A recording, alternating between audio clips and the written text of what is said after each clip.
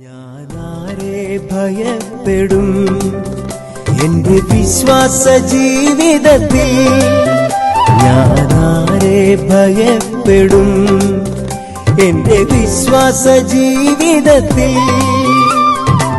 ഭാരങ്ങളേറിടും സ്നേഹിതർ മാറിടും ജീവിത പാതകളിൽ, ഭാരങ്ങളേറിടും സ്നേഹിതർ മാറിടും ജീവിത പാതകളിൽ. യേശുവിന്റെ കൂടെയുണ്ട്, എന്റെ കോട്ടയും ശരണവുമേ.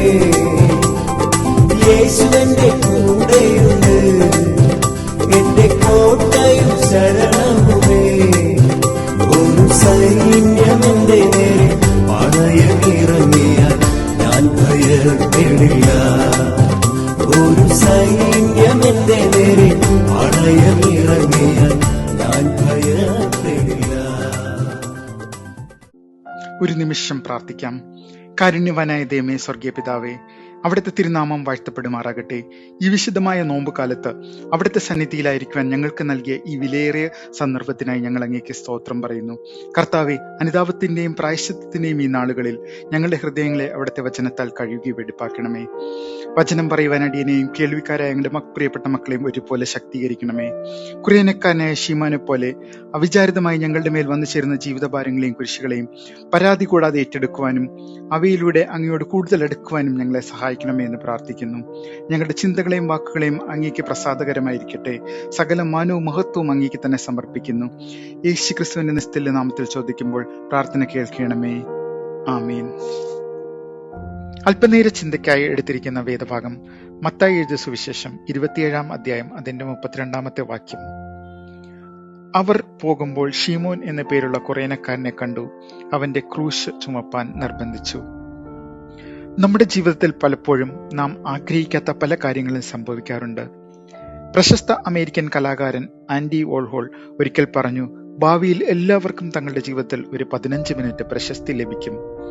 ബൈബിളിലെ കുറേനക്കാരനായ ശീമോന്റെ ജീവിതത്തിലും ഇത്തരം ഒരു നിമിഷം ഉണ്ടാകുകയാണ്. യേശുവിന്റെ ക്രൂശ് യാത്രയിൽ അവിചാരിതമായി കടന്നുവരുന്ന ഒരു മനുഷ്യനാണ് ഈ കുറേനക്കാരനായ ശീമോൻ. എന്നാൽ ചരിത്രത്തിലെ ഏറ്റവും പ്രധാനപ്പെട്ട ഒരു സംഭവത്തിന്റെ സാക്ഷിയായി അദ്ദേഹം മാറുകയാണ്. 2 പാതകളുടെ സംഗമമാണ് നമുക്കിവിടെ കാണുവാൻ കഴിയുന്നത്. Meeting of 2 paths. ഒരെണ്ണം യേശു കർത്താവിന്റെ പാത, മറ്റൊന്ന് കുറേനക്കാരനായ ശീമോന്റെ പാത. പീഡനങ്ങളുടെയും 6 വിചാരണകളുടെയും ക്രൂരമായ ചമ്മട്ടിയടികളുടെയും ഒടുവിൽ യേശു തളർന്ന് ഗോൽഗോഥായിലേക്ക് യാത്ര ചെയ്യുകയാണ്. റോമൻ പടയാളികൾ യേശുവിനെ ക്രൂശിക്കാൻ കൊണ്ടുപോകുമ്പോൾ ശാരീരികമായി തളർന്ന യേശുവിന് കുരിശിന്റെ ഭാരം താങ്ങുവാനാകുന്നില്ല. എന്നാൽ മറുഭാഗത്ത് കുറേനക്കാരനായ ശീമോൻ പെസഹ ആചരിക്കുവാൻ യെരുശലേമിലേക്ക് വരികയാണ്. യഹൂദന്മാരുടെ ജീവിതത്തിൽ ഒരു മോട്ടോ ഉണ്ട്, നെക്സ്റ്റ് ഇയർ ഇൻ ജെറുസലേം, അഥവാ പെസഹ ആചരിക്കാൻ അടുത്ത വർഷമെങ്കിലും ഞങ്ങൾക്ക് യെരുശലേമിൽ പോകണം. അങ്ങനെ സന്തോഷത്തോടുകൂടി ഒരു തീർത്ഥാടകനായി യെരുശലേമിലേക്ക് വരുന്ന കുറേനക്കാരനായ ശീമോൻ, അയാൾ നഗരത്തിലേക്ക് പ്രവേശിക്കുമ്പോഴാണ് യേശുവിനെ ക്രൂശിക്കുവാനായി ഗോൽഗോഥായിലേക്ക് കൊണ്ടുപോകുന്നത്. അവിടെ വെച്ച് അവിടെ 2 പാതകളും ഏറ്റുമുട്ടുകയാണ്.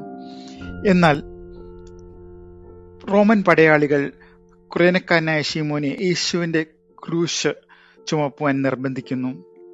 ശീമോൻ സ്വമനസ്സാലെ അല്ല വന്നത്, റോമൻ പടയാളികൾ അയാളെ നിർബന്ധിച്ചു എന്ന് ബൈബിൾ വ്യക്തമായി പറയുന്നു. താൻ സ്വപ്നം കണ്ട പെസഹ ആഘോഷത്തിന് പകരം രക്തവും വിയർപ്പും പുരണ്ട കുരിശ് ചുമക്കുവാനാണ് കുറേനക്കാരനായ ശീമോൻ നിർബന്ധിതനായിരിക്കുന്നത്. പലപ്പോഴും നമ്മുടെ ജീവിതത്തിലും നാം ആഗ്രഹിക്കാത്ത രോഗങ്ങൾ, സാമ്പത്തിക തകർച്ചകൾ അല്ലെങ്കിൽ മാനസിക വിഷമങ്ങൾ എന്നീ കുരിശുകൾ നമ്മുടെ ജീവിതത്തിൽ അടിച്ചേൽപ്പിക്കപ്പെടാറുണ്ട്. ഈ സംഭവം ശീമോന്റെയും കുടുംബത്തെയും ജീവിതത്തെ തന്നെ മാറ്റിമറിക്കുന്നു എന്ന് ചരിത്രം സൂചിപ്പിക്കുന്നു. മർക്കോസിന്റെ സുവിശേഷത്തിൽ ശീമോനെ ഇങ്ങനെയാണ് വിശേഷിപ്പിച്ചിരിക്കുന്നത്, അലക്സാണ്ടറുടെയും റൂഫസിന്റെയും പിതാവ് എന്ന് വിശേഷിപ്പിച്ചിരിക്കുന്നു. ഇതിന് അർത്ഥം പിൻകാലത്ത് ആദിമസഭയിൽ ഈ മക്കൾ അറിയപ്പെട്ടവരായി തീർന്നു എന്നാണ്. അവിചാരിതമായി ചുമക്കേണ്ടി വന്ന കുരിശ് ശീമോനെ യേശുവിലേക്ക് അടുപ്പിക്കുന്നു. ശീമോനെ മാത്രമല്ല, ശീമോന്റെ കുടുംബത്തെയും യേശുവിലേക്ക് അടുപ്പിക്കുന്നു. കുറേനക്കാരനായ ശീമോന്റെ ജീവിതത്തിലൂടെ ഈ നോമ്പ് കാലത്ത് നമുക്ക് ലഭിക്കുന്ന 3 ചിന്തകൾ പങ്കുവയ്ക്കുവാനാണ് ആഗ്രഹിക്കുന്നത്. ഒന്നാമതായി, യാദൃശ്ചികതകളെ നിസ്സാരമായി കാണരുത്. യാദൃശ്ചികതകളെ നിസ്സാരമായി കാണരുത്. നമ്മുടെ ജീവിതത്തിൽ സംഭവിക്കുന്ന പല കാര്യങ്ങളും യാദൃശ്ചികമായി അല്ല സംഭവിക്കുന്നത്. ദൈവത്തിന് നമ്മുടെ ജീവിതത്തിൽ ഒരു കരുതലുണ്ട്. നാം അവിചാരിതം എന്ന് കരുതുന്നത് ദൈവത്തിന്റെ വലിയ പദ്ധതികളുടെ ഭാഗമാകാം. യിരെമ്യാ പ്രവാചകന്റെ പുസ്തകം 1-ാം അധ്യായം 5-ാം വാക്യത്തിൽ ഇങ്ങനെ പറയുന്നു: നിന്നെ ഉദരത്തിൽ ഉരുവാക്കിയതിനു മുമ്പേ ഞാൻ നിന്നെ അറിഞ്ഞു, നീ ഗർഭപാത്രത്തിൽ നിന്ന് പുറത്തു വന്നതിന് മുമ്പേ ഞാൻ നിന്നെ വിശദീകരിച്ചു, ജാതികൾക്ക് പ്രവാചകനായി നിയമിച്ചിരിക്കുന്നു. അങ്ങനെ നമ്മുടെ ജീവിതത്തിൽ ദൈവത്തിന് വലിയ ഒരു പദ്ധതിയുണ്ട്. ഈ നോമ്പുകാലത്ത് ദൈവത്തിന് നമ്മുടെ മേലുള്ള പദ്ധതി ഇല്ലായിരിക്കുന്നുവോ നാം എന്ന് ശാന്തമായി ചിന്തിക്കാം. രണ്ടാമതായി, അടിച്ച് ഏൽപ്പിക്കപ്പെടുന്ന കുരിശുകൾ ശാപമല്ല. അടിച്ചേൽപ്പിക്കപ്പെടുന്ന കുരിശുകൾ ശാപമല്ല. നമുക്ക് ഇഷ്ടമില്ലാത്ത ഒരു ഭാരം ചുമക്കേണ്ടി വരുമ്പോൾ അത് നമ്മുടെ തകർച്ചയ്ക്കല്ല, മറിച്ച് ദൈവത്തെ കണ്ടെത്തുവാനുള്ള വഴിയായി മാറിയേക്കാം എന്ന് നാം ഓർമ്മിക്കണം. പലരും തങ്ങളുടെ തകർച്ചയിലാണ് ദൈവത്തെ അടുത്ത് അറിഞ്ഞിരിക്കുന്നത്. യേശുവിന്റെ ശിഷ്യന്മാരെ സംബന്ധിച്ചിടത്തോളം അവർ പലരും യേശുവിനെ അനുഗമിച്ചത് അവന്റെ അത്ഭുത പ്രവൃത്തികൾ കണ്ടിട്ടാണ്. ദൈവം കടലിലൂടെ നടക്കുന്നതിലൂടെ, കാനാവിൽ പച്ചവെള്ളത്തെ വീഞ്ഞാക്കുന്നതിലൂടെ ഈ അത്ഭുത പ്രവൃത്തികൾ കണ്ടാണ് പലരും യേശുവിനെ അനുധാവനം ചെയ്തത്. എന്നാൽ കുറേനക്കാരനായ ശീമോനെ സംബന്ധിച്ചിടത്തോളം അവൻ യേശുക്രിസ്തുവിന്റെ അതിശയങ്ങൾ ഭാഗവാക്കായിരുന്നു എന്ന് ബൈബിൾ പറയുന്നില്ല. എന്നാൽ അവൻ ആദ്യമായി യേശുവിനെ കണ്ടെത്തുന്നത് ക്രൂശിന്റെ പാതയിലാണ്. നമ്മുടെ ജീവിതത്തിൽ ഏത് സന്ദർഭത്തിൽ നാം യേശുവിനെ കണ്ടെത്തിയാലും, ക്രൂശിന്റെ പാതയിലായാലും അത്ഭുതങ്ങളുടെ സമയത്തായാലും നാം അവനെ ശ്രദ്ധയോടെ പിന്തുടരേണ്ടതാണ്. മൂന്നാമതായി, മോശം അനുഭവങ്ങൾ നമ്മുടെ ഐഡന്റിറ്റി അല്ല.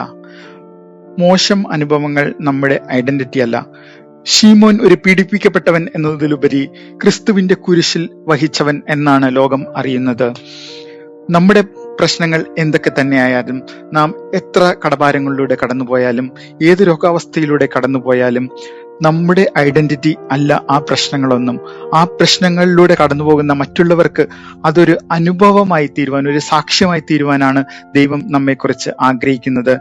മാർട്ടിൻ ലൂതർ തന്റെ കഠിനമായ രോഗാവസ്ഥയിലും മാനസിക വിഷമത്തിലൂടെയും കടന്നു പോകുമ്പോഴാണ് ദൈവം നമ്മുടെ ബലമുള്ള കോട്ട, a mighty fortress is our God എന്ന വിശ്വവിഖ്യാത ഗാനം രചിക്കുന്നത്.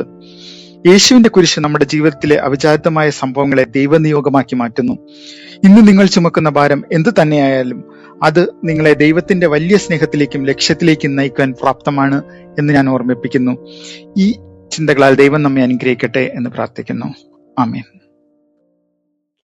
സാരഫാത്തിലും കെരിത്തിലും ചൂരച്ചെടിയുടെ ചുവട്ടിലും, സാരഫാത്തിലും കെരിത്തിലും ചൂരച്ചെടിയുടെ ചുവട്ടിലും ഏലിയാവിനെ പോറ്റിയ ദൈവമെന്നെയും പോറ്റിടും. ഏലിയാവിനെ പോറ്റിയ ദൈവമെന്നെയും പോറ്റിടും. യേശുവിന്റെ കൂടെയുണ്ട്, എന്റെ കോട്ടയും ശരണവുമേ. ഒരു സൈന്യം എന്റെ നേരെ പടയമിറങ്ങിയാൽ ഞാൻ ഭയപ്പെടില്ല.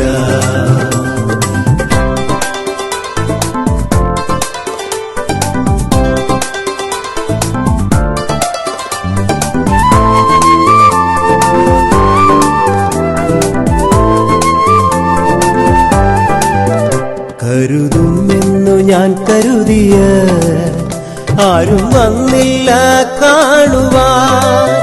കരുതുമെന്നു ഞാൻ കരുതിയ ആരും വന്നില്ല കാണുവാൻ.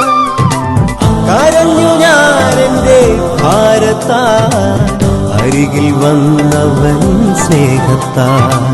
കരഞ്ഞു ഞാൻ എന്റെ ഭാരത്താൽ, അരികിൽ വന്നവൻ സ്നേഹത്താൽ.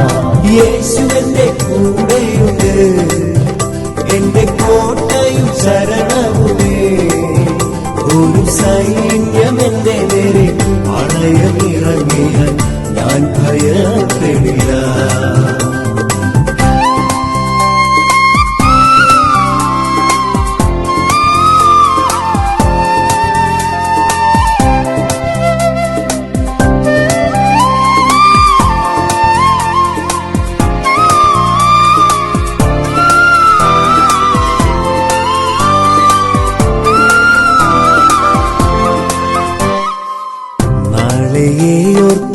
ഭാരമോ നാളുകൾ ഏറെ ഇല്ലിനി നാളെയോർത്ത് ഭാരമോ നാളുകൾ ഏറെ ഇല്ലിനി കാഹളധ്വനി കേൾക്കുവാൻ കാലമില്ലിനി കാത്തിടാ കാഹളധ്വനി കേൾക്കുവാൻ കാലമില്ലിനി കാത്തിടാ യേശുവിന്റെ കൂടെയുണ്ട് എന്റെ കോട്ടയും ശരണവുമേ ഒരു സൈന്യം എന്റെ നേരെ പടയമിറങ്ങിയാൽ ഞാൻ ഭയപ്പെടില്ല ഞാൻ ആരെ ഭയപ്പെടും എന്റെ വിശ്വാസ ജീവിതത്തിൽ